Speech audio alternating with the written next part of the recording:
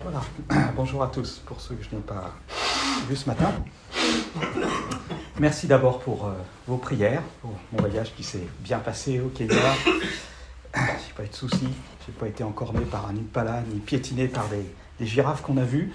Et en tout cas, on a vécu une belle expérience avec 500 personnes et une vingtaine de nations qui étaient réunies pour cette Global Assembly de la CIM. Alors, je vous propose, mes amis, qu'on continue notre étude donc, dans 1 Pierre 3, versets 18 à 22, et je vais lire ce texte dans la nouvelle édition de Genève 79, 18 à 23, et j'aimerais commencer notre lecture en relisant le verset 17 du chapitre 3. 1 Pierre 3, verset 17. L'apôtre Pierre écrit « Car il vaut mieux souffrir si telle est la volonté de Dieu en faisant le bien qu'en faisant le mal. Christ aussi a souffert une fois pour les péchés, lui juste pour les injustes, afin de nous amener à Dieu. Il était mis à mort quant à la chair et rendu vivant quant à l'esprit, dans lequel il est allé prêcher aux esprits en prison, qui autrefois avaient été incrédules lorsque la patience de Dieu se prolongeait au jour de Noé, pendant la construction de l'arche, dans laquelle un petit nombre de personnes, c'est-à-dire 8, furent sauvées à travers l'eau. Cette eau était une figure du baptême qui n'est pas la purification des souillures du corps, mais l'engagement d'une bonne conscience envers Dieu et qui maintenant vous sauve, vous aussi, par la résurrection de Jésus-Christ. Il est à la droite de Dieu, depuis qu'il est allé au ciel et que les anges, les autorités et les puissances lui ont été soumis. Et je poursuis avec le verset 1 du chapitre 4. « Ainsi donc, Christ ayant souffert dans la chair, vous aussi, armez-vous de la même pensée, car celui qui a souffert dans la chair en a fini avec le péché. » Jusqu'ici, la parole de Dieu. Alors quand on aborde un texte de la Bible, n'importe lequel d'ailleurs, et en particulier un texte qui est quand même un peu compliqué, il faut le reconnaître, c'est impératif de le replacer dans son contexte et de ne pas oublier l'intention générale de l'auteur, n'est-ce pas ? Et rappelez-vous que le premier but de la lettre de Pierre, c'est d'encourager les chrétiens au sein des difficultés, de la souffrance, de la persécution aussi. Ce passage, mes amis, n'échappe pas à cette intention de Pierre. Et pour donc ce faire, Pierre va utiliser 2 arguments principaux. Le premier, c'est qu'il va démontrer, dès le premier chapitre, que les croyants sont équipés pour vivre une vie d'étrangers et de voyageurs sur la terre. Rappelez-vous, ils sont régénérés par le Saint-Esprit, ils ont une espérance vivante, ils ont un héritage, ils sont gardés par la foi. Puis au chapitre 2, ils sont élus, rachetés, appelés, ils forment le peuple de Dieu. Donc tout ça, ça contribue à encourager ces chrétiens, n'est-ce pas, qui souffrent. Mais le deuxième argument que Pierre va utiliser pour encourager les chrétiens au sein de l'épreuve, ça va être de leur montrer qu'ils ne sont pas seuls dans la souffrance. Le Seigneur les a précédés. Et le Seigneur a accompli pleinement la volonté de Dieu en leur offrant maintenant un exemple inspirant pour qu'eux aussi puissent faire la volonté de Dieu et que Dieu puisse en tirer du bien, quelque chose d'extraordinaire, comme Dieu le Père l'a fait en faveur du Fils. On a une image de la transmission du courage, de la vaillance par exemple de David, au travers des hommes qu'il servait, les hommes qui servaient David, n'est-ce pas ? Rappelez-vous, par l'exemple de David, les hommes qui étaient autour de lui sont devenus des vaillants hommes, n'est-ce pas ? Dans Chroniques, on a toute la liste de noms.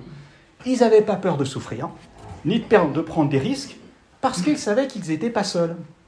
Il y avait un chef qui marchait devant eux et qui les inspirait.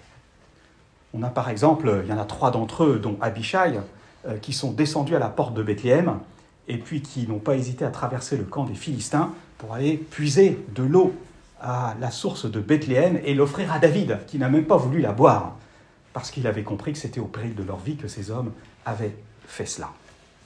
Dans notre texte, Pierre reparle de l'exemple des souffrances exemplaires du Seigneur. Rappelez-vous, il l'a déjà fait au chapitre 2, verset 11. Christ aussi a souffert pour vous, vous laissant un exemple. Et ici, au chapitre 3, verset 18, il écrit à nouveau « Christ aussi a souffert une fois pour les péchés ». Et littéralement, c'est « car ». Il ne faut pas oublier le petit « car » qui fait la liaison avec ce qui précède. « Car Christ aussi a souffert une fois pour les péchés ».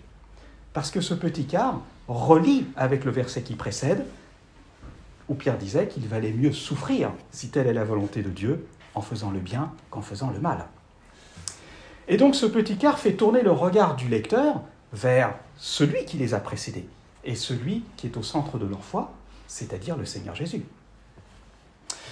Je vous cite un commentaire de Frank Gebelin, si vous connaissez, qui, dans son commentaire très volumineux, qui dit au verset 18 à 22, il le résume de cette manière, il dit que ces versets 18 à 22 sont écoutez bien, une justification doctrinale que le chrétien peut avoir confiance au sein de la persécution.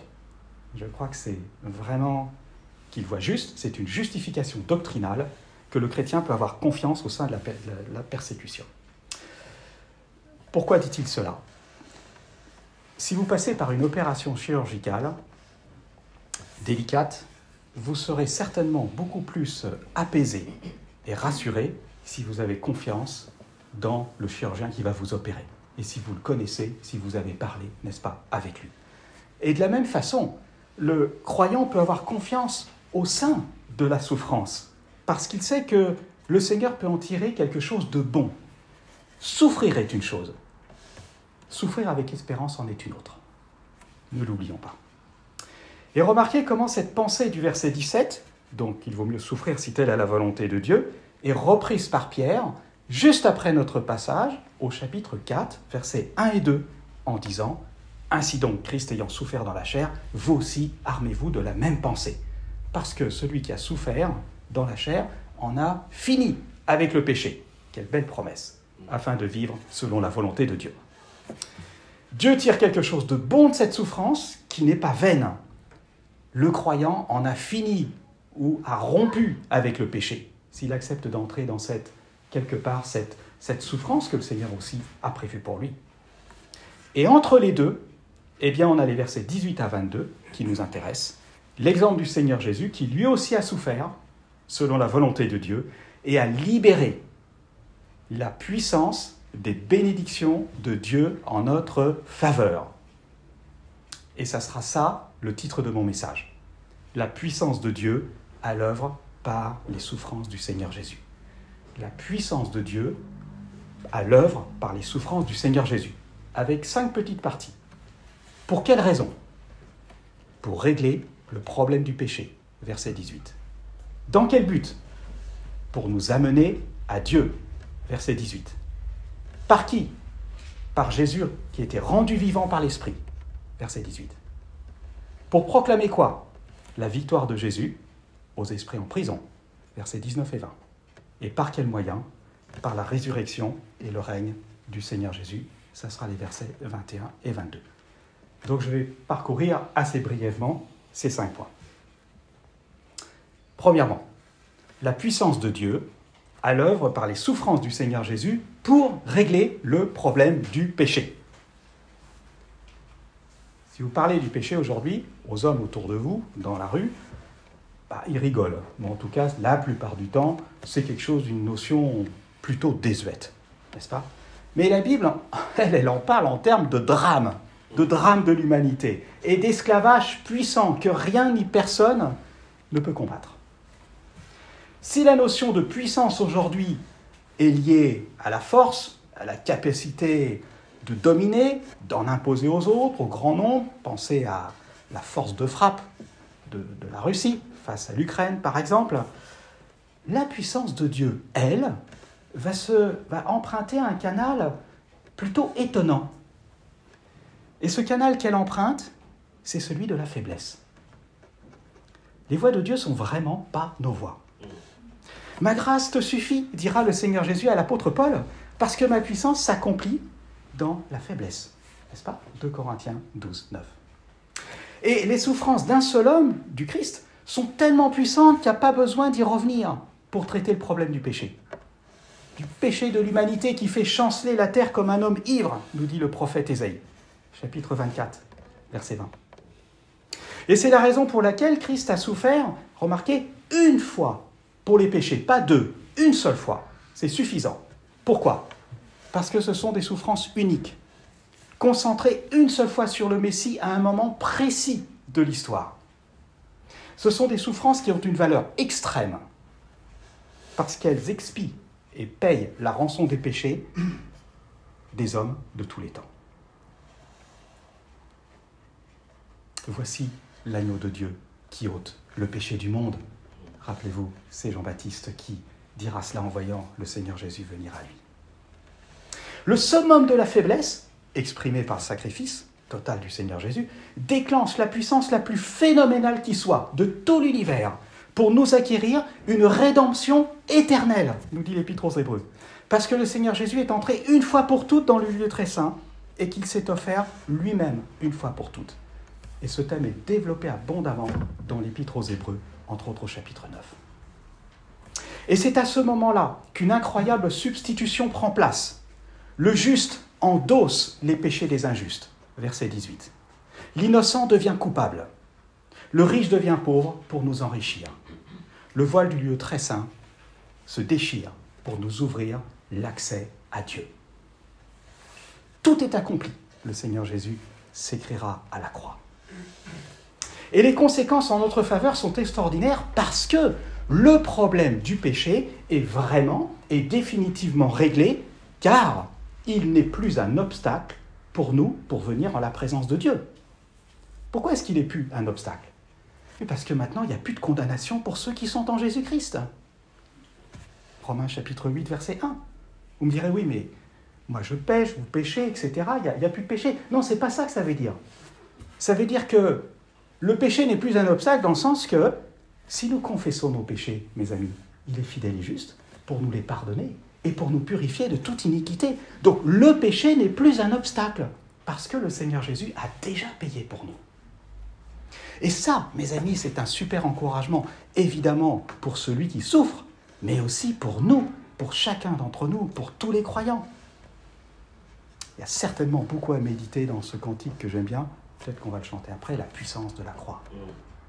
La puissance de la croix. Sous-entendu, la puissance du sacrifice du Seigneur Jésus, de son sang versé et de son efficacité pleine et entière en notre faveur. Deuxièmement, la puissance de Dieu à l'œuvre pour nous amener à Dieu. Verset 18. Si vous essayez d'avoir contact avec un député ou un sénateur, vous aurez plutôt beaucoup de mal. Il y a beaucoup de filtres à passer et vous n'êtes pas du tout sûr de rencontrer la personne en question. Pourtant, Thierry Le Gall, vous avez entendu parler, a un ministère auprès donc des parlementaires et il est en lien avec une quarantaine de députés et de sénateurs. Et comment c'est possible ça ? Comment est-ce qu'il a fait ? Eh bien, au tout début de son ministère, la manière dont ça a pris naissance, et j'étais témoin de la chose, il a eu contact avec, c'est par l'entremise de Georgina Dufoy, qui était plusieurs fois membre du gouvernement de 84 à 86 et qui elle-même était chrétienne. Et par ses connaissances et son réseau, Georgina a mis Thierry en contact avec quelques députés et sénateurs. Eh bien, le Seigneur Jésus nous a introduits aussi et présenté à Dieu son Père. Mais sa carte de visite n'a pas été ses connaissances, mais ses souffrances. Christ aussi a souffert une fois pour les péchés, afin de nous amener à Dieu, nous est-il dit au verset 18. Et le mot grec « amener » est intéressant parce qu'il signifie « amener en présence de ». C'est ce que Joseph, par exemple, a fait avec son père Jacob. Rappelez-vous, dans Genèse 47, il a fait venir son père et l'a présenté devant l'homme le plus puissant du monde de l'époque, devant Pharaon. Il a introduit son père dans la présence de Pharaon. Et vous savez quoi ? Jacob a été bien reçu. À cause de qui ? À cause de Joseph. Et Paul va employer ce même mot dans Éphésiens chapitre 2, verset 18, en disant que par lui, par Christ, nous avons les uns et les autres accès au Père dans un même état d'esprit, dans un même esprit, accès auprès du Père. Jésus a souffert pour nous amener à Dieu, parce que Jésus l'homme devient notre représentant pour nous introduire dans la présence du Dieu vivant qui devient notre Père. On n'est pas accueilli sur la base de nos bonnes œuvres ou de quoi que ce soit qui émanerait de nous, mais uniquement sur la base de ce que lui a fait. Et ça, mes amis, ça reste vrai le jour ou la première fois où on s'est tourné vers Christ, et ça reste vrai tout au long de notre vie chrétienne.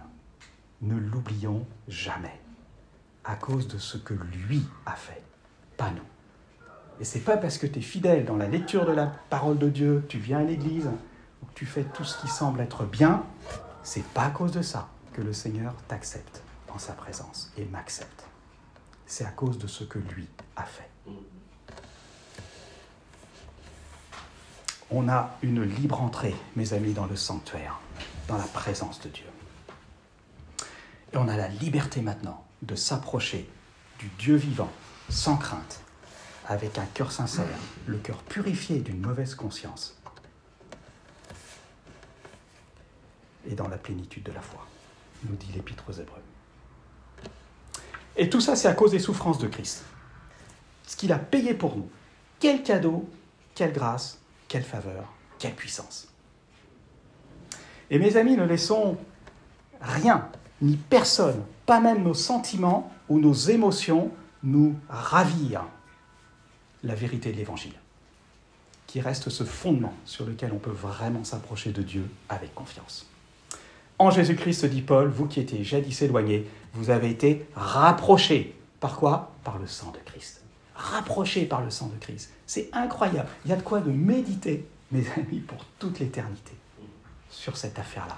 Rapprochés par le sang de Christ. Et je crois que ce n'est pas pour rien si le Seigneur Jésus garde la marque de ses souffrances sur son corps. Avec son corps glorifié, n'est-ce pas ? Et je crois que dans l'éternité, il gardera ses souffrances parce que nous méditerons encore et encore tout ce qu'il a fait pour pouvoir amener des hommes dans la présence du Dieu vivant. Quelle grâce, quelle grâce. Et quelle puissance. Troisièmement, la puissance de Dieu à l'œuvre par Jésus qui a été rendu vivant par l'Esprit. Alors le verset 18 nous dit « Il a été mis à mort quant à la chair et rendu vivant quant à l'Esprit ». Les commentateurs ne sont pas tous d'accord pour savoir si le texte parle de l'Esprit de Jésus vivifié par le Saint-Esprit, ce qui va bien d'ailleurs avec le contexte en opposition avec « mis à mort en sa chair », ou s'il s'agit du Saint-Esprit qui a rendu Jésus à la vie. Et je dirais, je ne veux pas prendre position là-dessus, les deux peuvent se justifier, simplement parce que je remarque que l'apôtre Paul dira dans 1 Corinthiens, chapitre 15, verset 45, que le premier homme Adam est devenu une âme vivante et le dernier Adam, c'est-à-dire Christ, qui clôture l'humanité pécheresse, est devenu un esprit vivifiant.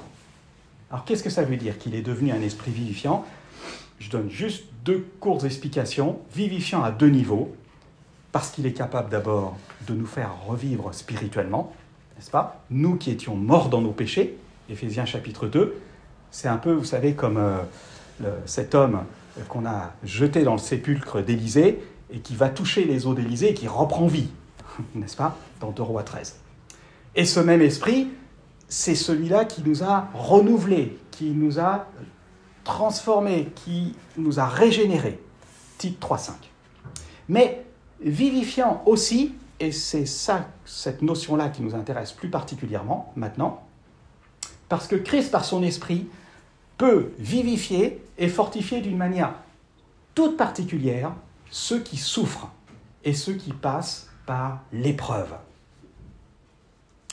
Et mes amis, on ne s'en rend peut-être pas bien compte, ici en France et en Europe, mais la très grande majorité de l'Église ne vit pas comme nous.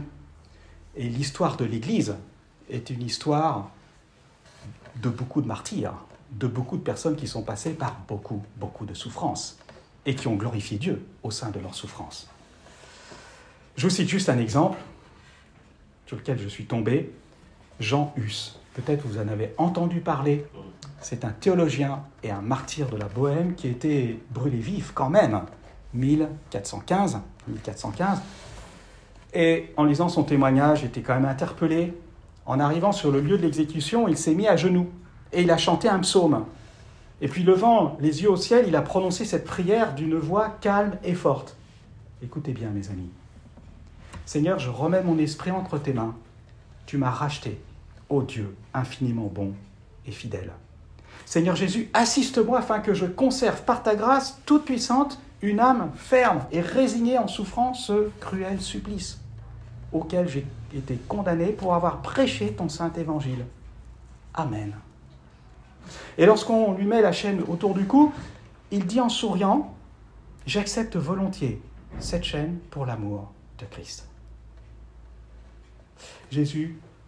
Jean Hus est mort en chantant et en s'écriant ensuite à voix haute, « Jésus, Fils du Dieu vivant, aie pitié de moi. » Je pense personnellement que le Seigneur Jésus s'est levé, comme pour le premier martyr d'Étienne, quand son serviteur est mort de cette manière. Mon point, c'est qu'on ne sera peut-être pas confronté à ce genre de situation extrême. Mais Jésus rendu vivant quant à l'Esprit, ce même Esprit, mes amis, habite en nous. Ne l'oublions pas. C'est la même puissance qui aujourd'hui nous habite. Et Christ en nous, l'espérance de la gloire. Et je crois qu'on n'a pas à craindre sur ce qui peut se passer demain, sachant que le Seigneur donnera la grâce au moment voulu. Et ça, c'est le témoignage de pratiquement tous les frères et sœurs de la persécution qu'on a entendue à porte ouverte. On est des hommes et des femmes comme vous, mais au moment opportun, le Seigneur a accordé sa grâce pour que son esprit, on soit capable de glorifier. Quatrièmement, la puissance de Dieu à l'œuvre par la proclamation de victoire de Jésus aux esprits en prison. Le texte nous dit que par cet esprit, Jésus est allé prêcher aux esprits en prison qui autrefois avaient été incrédules durant la période de Noé. Alors c'est intéressant que Pierre lui-même, dans sa deuxième épître, va parler de Paul qui aborde des points difficiles. Quelques personnes tordent le sens, etc. Mais lui-même aborde des points qui ne sont pas faciles à comprendre. Je ne voudrais pas être dogmatique sur le sujet, mais juste vous proposer une possibilité d'interprétation de ce texte en tenant compte des autres passages de l'Écriture. Donc, si vous n'êtes pas d'accord, ne me jetez pas de tomates, mais on en parle après, gentiment. Notre texte est une allusion très probable à la descente du Christ en esprit dans le Hadès, le séjour des morts, entre sa mort et sa résurrection. Et je crois que cela fait partie du symbole des apôtres ou du credo des croyants qui est apparu à partir du 7e siècle. Je vous cite quelques versets, je pense que certains d'entre vous le connaissent. « Je crois en Jésus-Christ, son Fils unique, notre Seigneur, qui était conçu du Saint-Esprit, est né de la Vierge Marie. Il est mort, il était enseveli, il est descendu aux enfers, et le 3e jour, il est ressuscité des morts. » J'aime beaucoup comment Hillsong chante ce credo. Voilà, ça je ferme la parenthèse, mais ça c'est le credo, en tout cas, que les premiers croyants dans lequel il croyait. Jésus, comme Paul, font allusion à cette descente au séjour des morts. Je dis bien une allusion. Jésus en parlera dans Matthieu 12, verset 40, par exemple, où il dit que le Fils de l'homme sera 3 jours et 3 nuits au sein de la terre, dans le sein de la terre. Et Paul fera allusion aussi dans Éphésiens chapitre 4, verset 9, en disant que Christ est monté, et s'il est monté et qu'il est aussi descendu, il est monté, sinon qu'il est aussi descendu dans les régions inférieures de la terre, dira l'apôtre Paul. Alors, j'aimerais faire 2 remarques textuelles qui me semblent importantes. La première, c'est que le mot « esprit » dans le Nouveau Testament n'est pratiquement jamais employé en relation avec les personnes mortes, décédées. Mais c'est le mot « âme » qui est employé. Ce n'est pas la même chose. Et ces esprits, justement, dont il est question, pourraient être ces anges déchus dont Pierre parle dans la 2e épître de Pierre, chapitre 2, verset 4, en disant que Dieu n'a pas épargné les anges qui ont péché, mais qu'il les a précipités dans les abîmes de ténèbres et qu'il les réserve maintenant pour le jour du jugement. Et justement, le verset juste après, le verset 5, parle de la période de Noé et du déluge, comme dans 1 Pierre, chapitre 3, verset 20. C'est pour ça que je mets ces deux passages en parallèle.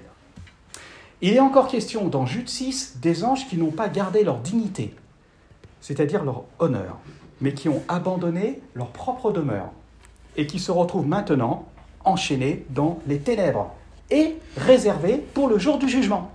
On retrouve encore cette même notion. Et il est possible aussi, du moins il me semble, que ça fasse référence à ce passage dans Genèse chapitre 6, où les fils de Dieu, les êtres angéliques, voient que les filles des hommes étaient belles et qu'ils en prennent pour femmes. Et cette dégénérescence tragique de l'humanité conduit à l'apparition des géants sur la terre. Genèse chapitre 6, verset 4. Les fameux Néphilim en hébreu, qui signifient les tombés. Et ça conduit à un point de non-retour, qui va être celui du jugement que Dieu va amener par le déluge pour préserver la race humaine. Pourquoi ? Mais parce que le Messie devait provenir de la race humaine. C'est pour ça qu'il fallait la préserver.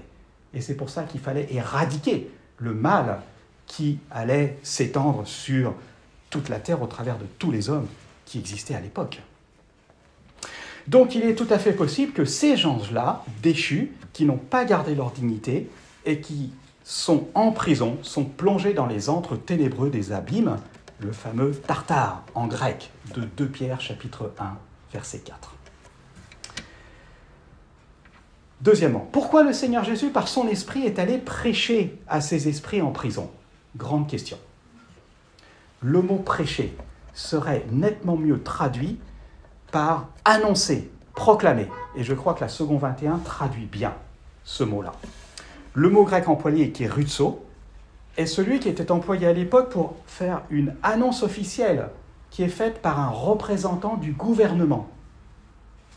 Le contenu de cette proclamation n'est pas connu, n'est pas donné, mais plusieurs commentateurs expriment qu'il est tout à fait possible que ça soit en relation avec l'incarnation et la croix par laquelle Dieu a renversé le complot de Satan de ruiner la race humaine.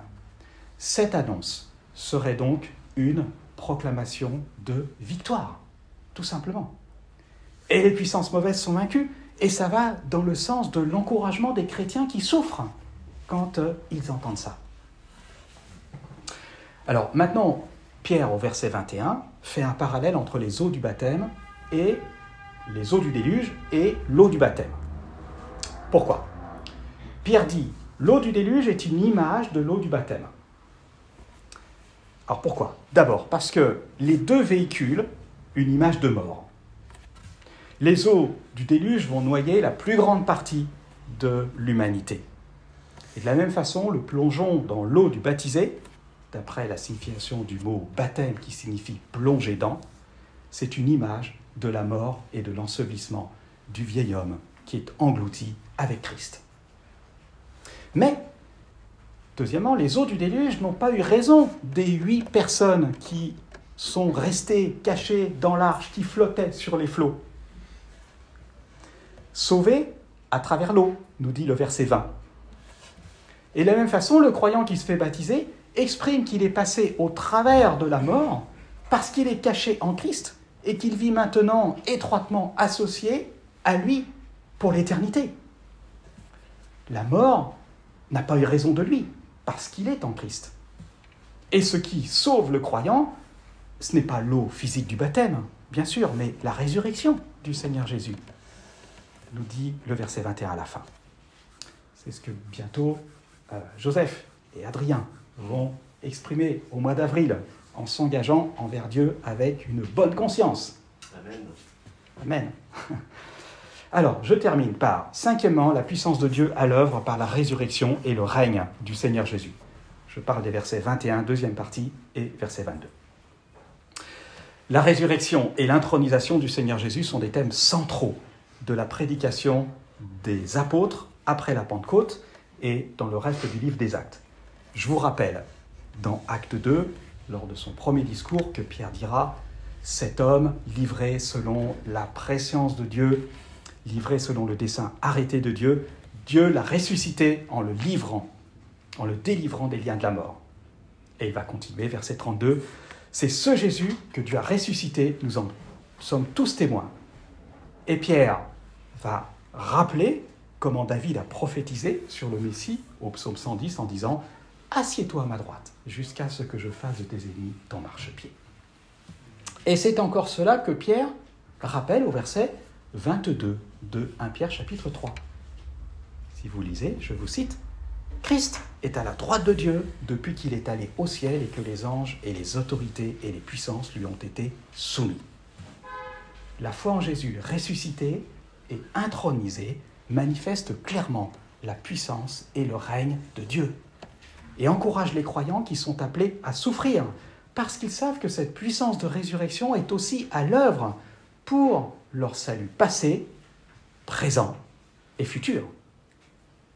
Et c'est ce que Paul écrira aussi dans Romains 9,11. « Et si l'esprit de celui qui a ressuscité Christ d'entre les morts habite en vous, celui qui a ressuscité Christ d'entre les morts rendra aussi la vie à vos corps mortels par son esprit qui habite en vous. » Remarquez juste encore que Pierre ne dit pas que le baptême par la résurrection de Jésus vous a sauvé, mais qui maintenant vous sauve. Maintenant vous sauve.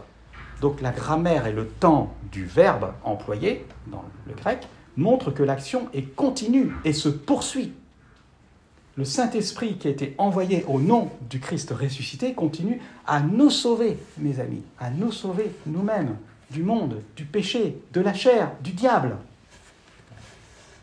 Jour après jour, la puissance de Dieu est encore à l'œuvre par la résurrection du Seigneur Jésus dans la vie de tous ses enfants rachetés. Conclusion. J'aimerais citer J.C. Margot, un commentateur qui écrit, après avoir constaté quand même la difficulté du passage, voici ce qu'il dit.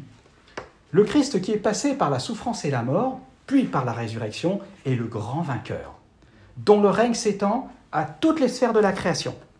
C'est en se tournant vers son Seigneur que l'Église trouvera la force de vivre, de souffrir et de témoigner dans l'espérance. » J'aime bien ce petit résumé. Fin de citation. Le Christ a certes souffert injustement, mais mes amis, ça a débouché sur la victoire et la gloire. Ce que le Seigneur Jésus a fait a débouché sur la victoire et la gloire en notre faveur. Et nous, si nous suivons cet exemple, si nous souffrons injustement, Dieu prendra aussi notre cause en main et changera le mal en bien, parce que, de manière ultime, il va nous associer à la gloire du Seigneur. Vous aurez des tribulations dans le monde, n'est-ce pas, dit le Seigneur Jésus. Mais prenez courage, j'ai vaincu le monde. Pas nous, lui a vaincu le monde. Et je crois qu'il nous faut nous recentrer sur ce point essentiel. Lui, pas nous. Ce qu'il a fait, pas ce que nous avons fait. Merci, Seigneur, pour ce texte dense théologiquement, mais sur lequel il vaut la peine de réfléchir et de s'attarder. Merci aussi pour votre écoute.